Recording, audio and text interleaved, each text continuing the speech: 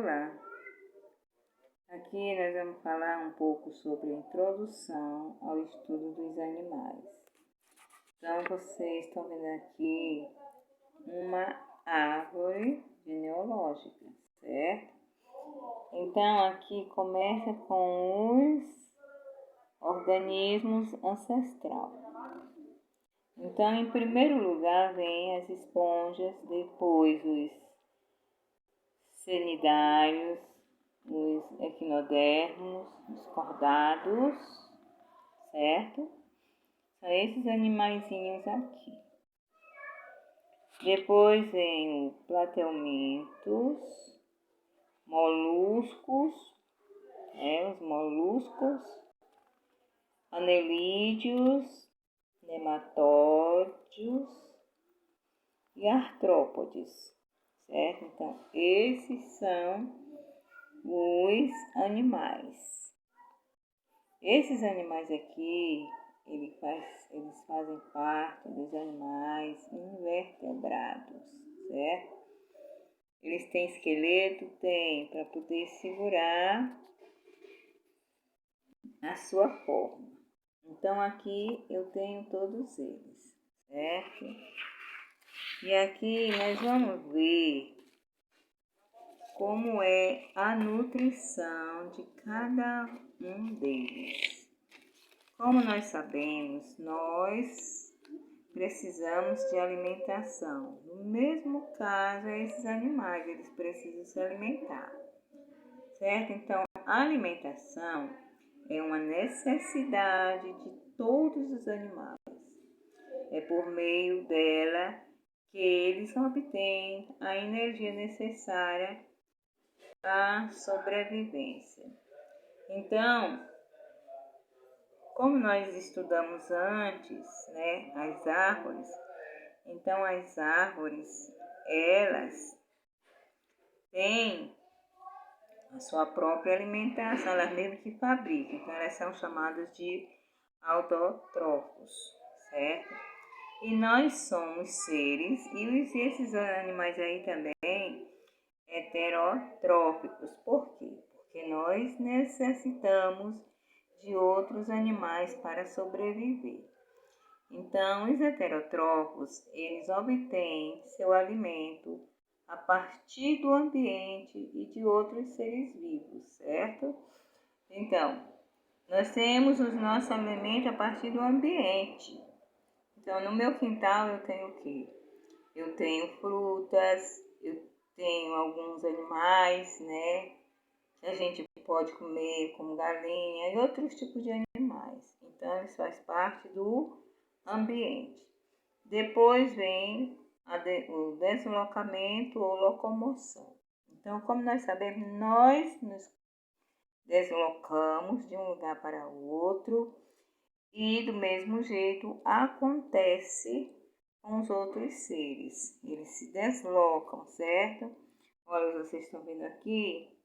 O que é que acontece? O morcego, ele voa. O peixe aqui, o peixinho, ele vai nadar, certo? E esse outro aqui, também, ele vai ter o habitat dele, que aqui é o... Deixa eu ver mais perto o nome dele.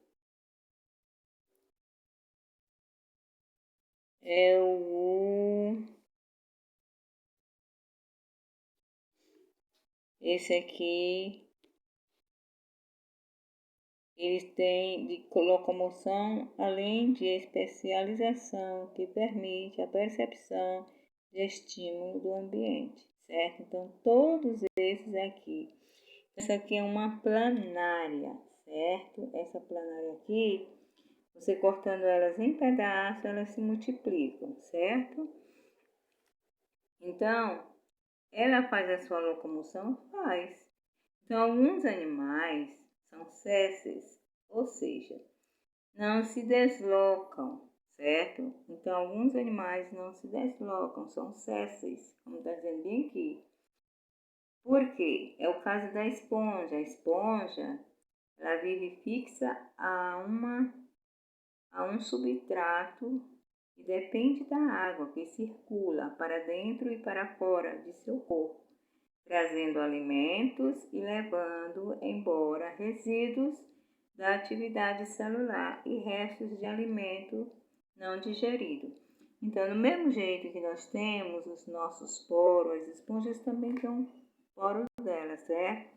Então, ela não se desloca do seu lugar. Aí aqui, a percepção do ambiente e controle do organismo. Então, nós temos a percepção do ambiente e o controle do organismo, certo? Então, vamos ver. Possui órgãos sensoriais, permite reconhecer o ambiente, captando estímulos como luzes, sons e odores. Então, é o que nós fazemos. Do mesmo jeito são esses seres vivos aqui. Eles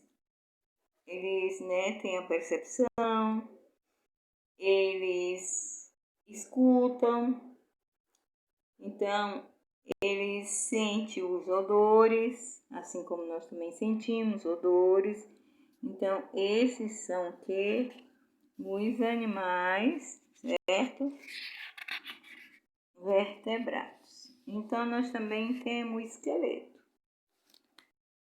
Do mesmo jeito que esses animais aqui têm os esqueletos deles, né? Nós também temos os nossos, viu? E o nosso esqueleto, como exemplo, você tem o seu braço. Se faltar o osso do braço, logicamente não vai ter como sustentar o músculo. Vai ficar tudo mole, você não vai levantar, não vai fazer nada com ele. Vai ficar só aquele monte de carne ali, certo? Precisando se locomover.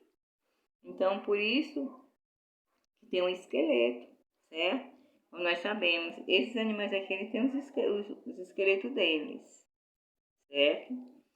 Então, o esqueleto ele sustenta o corpo e mantém a posição dos órgãos, também forma uma base para a fixação dos músculos, esqueleto externo, que é fora, né?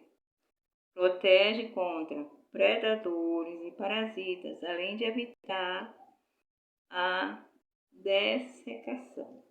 Então, como nós sabemos, esse gafanhoto bem aqui, o esqueleto dele é fora, certo?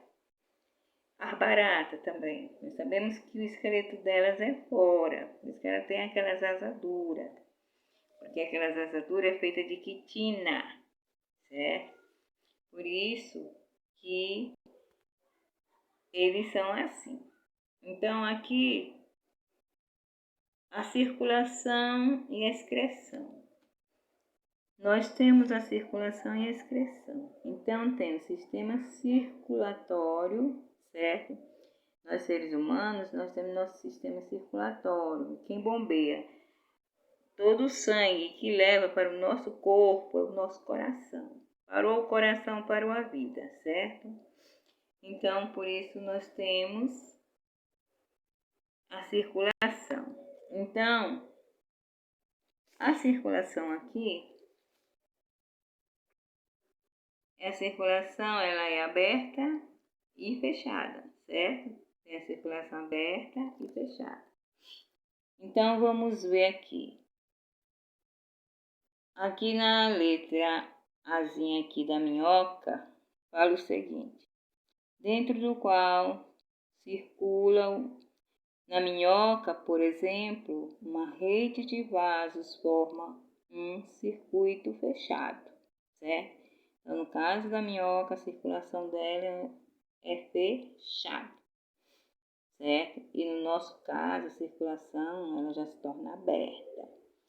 Por que o da minhoca é fechado? Porque ela não tem só um coração, ela tem corações, certo? Que são auxiliares, certo? Aí, ó, vasos, né, ventrais, corações auxiliares. Então, ela tem corações auxiliares.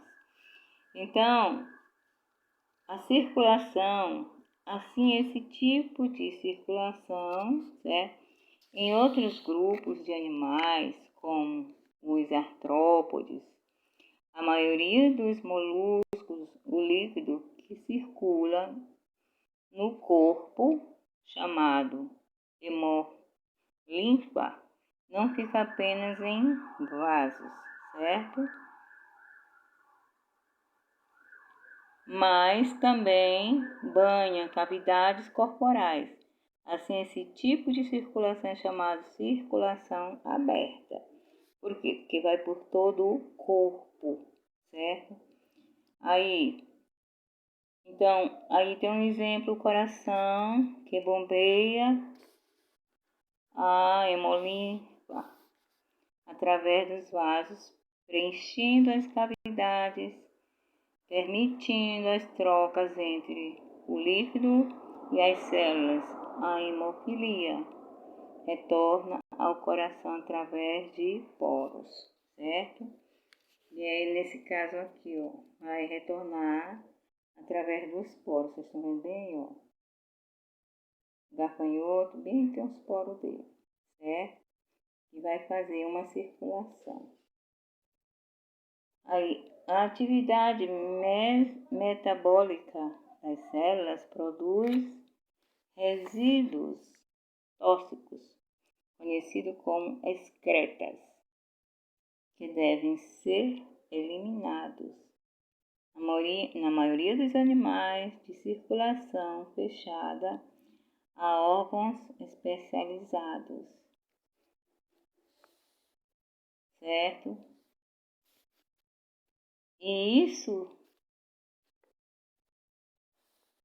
E tais substâncias passam do sangue para o interior desse órgão e promove sua eliminação do corpo.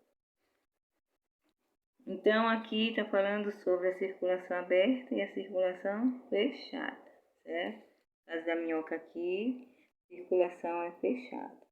E no caso do gafanhoto aqui, a circulação ela é aberta, certo? Então, aqui vamos falar da respiração. Então, nós respiramos, nós seres humanos, porque nós temos pulmões. Será que todos os animais têm pulmões? Né? Alguns têm, outros já não têm, certo? Então, a gente respira. Aí vem a degradação da glicose na chamada respiração celular. Exige um suprimento contínuo de gás oxigênio, que deve ser obtido do ambiente. Então, se o nosso ambiente está bem, está bom, nós vamos respirar, né, o oxigênio, como no caso das plantas. Ela libera o oxigênio para que nós venhamos respirar e os seres vivos também, certo? Aí, por outro lado, o gás carbônico, ele produzido nesse processo deve ser eliminado do organismo. Então, todo o gás carbônico do nosso organismo ele tem que ser eliminado. Aí vem o caso da assimetria, como eu falei para vocês, ó, que é a assimetria bilateral. Por que bilateral? Porque ela tem um eixo. Então, o ser humano ele é cortado no meio, certo? E aqui eu tenho a simetria radial, certo? Vocês estão vendo aí? Radial por quê? Porque você pode dividir essa anêmona aqui em várias partes, certo? Já o ser humano não. O ser humano você só divide ele no meio. Ele não tem essa radial não, viu? Então não se confundam, tá? Com a simetria, certo? Então, aqui fala sobre a simetria. Aí tem esse tipo de simetria é chamado radial, certo? É possível reconhecê-la em cnidários, como as anemonas, hidras e águas vivas, e nos equizodermos adultos, como os moriscos do mar. Entretanto, as larvas desses animais apresentam simetria bilateral. Então, eles apresentam simetria bilateral. E já esse aqui é a simetria radial, certo? Nesse caso bem aqui, ó. A simetria dele é radial, ó. Tá bem aqui falando. Qualquer plano vertical que passe pelo eixo central divide o animal em fatias espalhadas. Os cortes em branco nas imagens são representação dos planos imaginários, certo? Então aqui eu tenho a simetria bilateral e a simetria, o quê? Radial, certo? Então, ó, aqui está presente aqui na anemona, né? E também nós temos também o sistema nervoso, como eu já falei, que ele, certo? Ele percebe o que se passa, certo? Então, o sistema nervoso, eu tenho aqui esses animais aqui, cada um tem o seu sistema. Aqui eu tenho o cnidário, rede nervosa difusa, certo? Aqui eu tenho molusco, são glândulos nervosos. E aqui eu tenho o artrópode, que é um gafanhoto, são glândulos cerebrais. Por quê? Porque vem do cérebro. E aqui eu tenho vertebrado, certo? Nesses vertebrados eu tenho a medula espinhal e o cérebro, certo? Então aqui é o caso dos vertebrados, certo? Então é o sistema nervoso e cefalização. Os glândulos cerebrais, deles partem cordões nervosos que os conectam a uma rede de glândulos menores existente ao longo do corpo, certo? Que é no caso aqui do gafanhoto, não, do gafanhoto e do vertebrado aqui, que é um lagarto, né? Vocês estão vendo? É um lagarto, certo?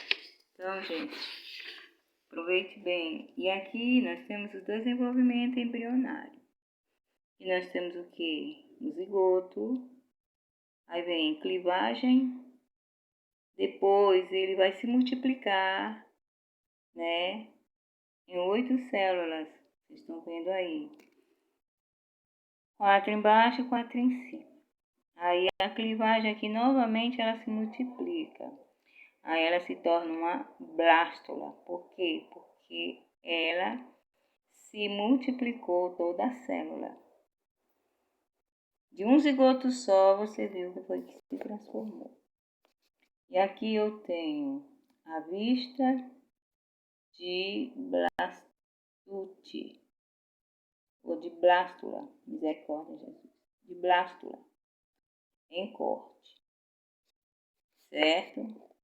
E aqui eu tenho o blastocele, e aqui eu tenho ela em corte, certo? Falando todas as suas partes. Que vem o que? O mastocele, ectoderme, que é o início, né? Aí vem o endoderme, o blastoporo, certo? Então, cada um aí tem a sua função, certo? Então, vocês vão ver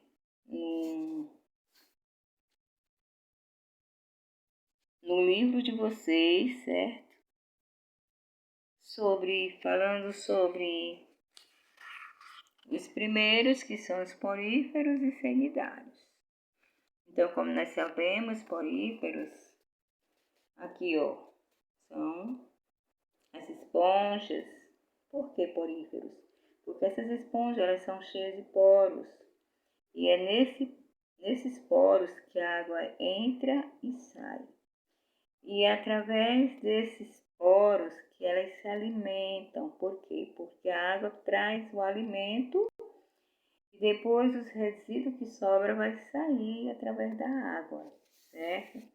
Então aqui nós estamos falando sobre os poríferos e sanitários, certo? E do mesmo jeito que eles têm poros, nós também temos, só que os nossos poros é diferente dos poríferos, certo?